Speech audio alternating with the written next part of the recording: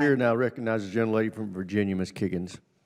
Thank you, Mr. Chair, and thank you so much to our panelists and for your years of service to our great nation. I have the privilege of representing Hampton Roads, which is home to the Atlantic Fleet, also home to East Coast Ship Repair and Shipbuilding, and just thousands of military families and personnel, especially that are Navy members. So I want to focus on the Navy for a few minutes, but Admiral Paparo, we know that if conflict were to arise in Indo-PACOM area of responsibility, the men and women of Hampton Roads would be on the front lines of that fight.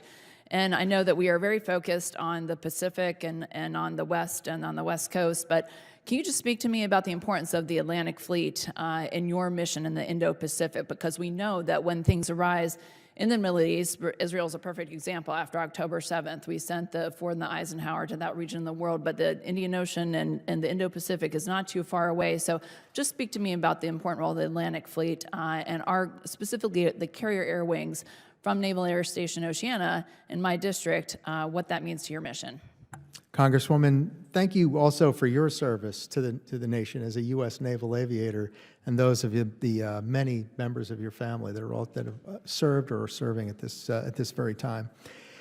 And you make a great point, and that point is that all of the Joint Force is designed that it must be responsive to any threat anywhere. That the rebalance to the Pacific has got to have the capability to have the total balance going to the Pacific within weeks.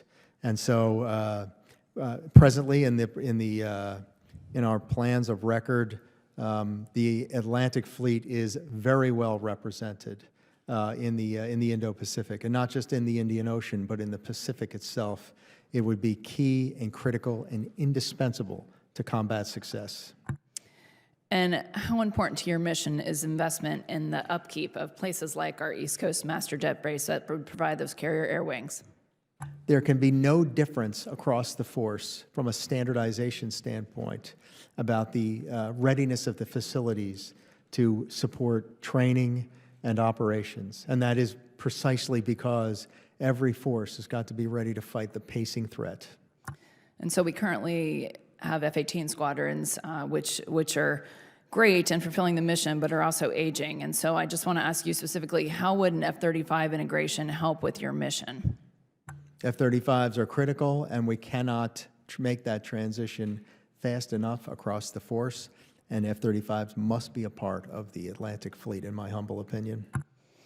Thank you for that answer. And now I want to move to shipbuilding, and we continue to decommission ships at a rate that far outpaces new construction, even as many of these platforms are still operational and actively deployed. In some cases, we're investing in maintenance and upgrades only to retire the ship as soon as it returns to port from deployment. Given our growing global commitments and the urgent need for naval presence, how does this approach make sense, Admiral Paparo, and why are we decommissioning ships when we are clearly short on capacity? I think if the ship, given the fact that the ship is relevant and given that there's the proper balance of investment in the ship so that the return on investment is right, and getting absolutely the most relevance out of the most relevant ships until the capacity of the United States is built up so that they can be replaced. I think I'm not a proponent of divest to invest. I'm a proponent of make before break.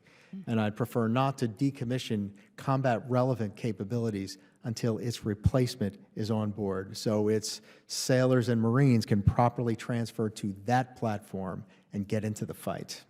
Agree. We need all the ships we can get, and even an old ship is better than no ship. And speaking again about shipbuilding, I know that when we had the opportunity to visit Pearl Harbor, you spoke about the fact that I think it was only 17% of your high school graduates are attending colleges or university, and the lines at the shipyard for those skilled trade jobs are so long. So what are you doing in Pearl Harbor in Hawaii that is working that we might apply to other shipbuilding and ship repair locations like Hampton Roads? And so Hawaii is very unique, and that Pearl Harbor Naval Shipyard is a incredibly valued profession in Hawaii, which confers that there's a waiting list in order to get onto the roles as a shipyard worker. And as a result, because of the experience of the shipyard force, Pearl Harbor delivers its projects ahead of schedule and usually below budget. and that's a great model. And I think outreach in individual communities that similarly reflect and model that process where it's a highly valued profession, making sure that we keep pace from a pay standpoint, that we're not outcompeted for pay for shipyard workers, because 90% of any organization's hiring problems can be solved with pay. And we're Generally, lying to time's ourselves. expired. Chair,